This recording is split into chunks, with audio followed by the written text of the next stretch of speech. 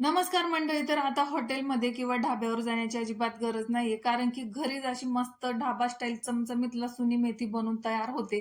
त्यासाठी काय करायचं, मेथीची भाजी अशी बारीक चिरून घ्यायची. मिक्सरच्या भांड्यामध्ये अर्धी वाटी शेंगदाणा, अर्धी वाटी तीळ टाकून याचं बारीक पूड तयार करून घ्यायचं. पॅनमध्ये थोड्याशा तेलामध्ये लसूण आणि मेथी असं वाफवून घ्यायची मस्तपैकी.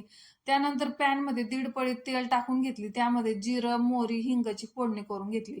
त्यामध्ये बारीक चिरलेला कांदा, टमाटा, त्यावरती चवीनुसार मीठ टाकून घ्यायचं. हे मिश्रण तेलामध्ये असं मस्त परतून घ्यायचं. त्यानंतर हे दळलेलं कूट त्यामध्ये टाकून ते पण तेलात परतून घ्यायचं. त्यानंतर 1 चमचा लाल तिखट, थोडीशी हळद आणि 1 चमचा गरम मसाला टाकून तो पण तेलात परतून घ्यायचा. थोडंसं पाणी टाकून हे मिश्रण तेल सुटोस्तोवर असं शिजवून घ्यायचं. वाफवलेली मेथीची भाजी टाकून त्यामध्ये पाणी टाकून 2 ते 3 मिनिटं ही भाजी मस्त अशी शिजवून घ्यायची. त्यानंतर ह्या भाजीला तडका देण्यासाठी 1 चमचा तुपामध्ये लाल सुकी मिरची आणि लसूणच्या पाकळ्या टाकून मस्त असा तडका देऊन घ्यायचा. हा एकाने मस्त ढाबा स्टाईल लसूण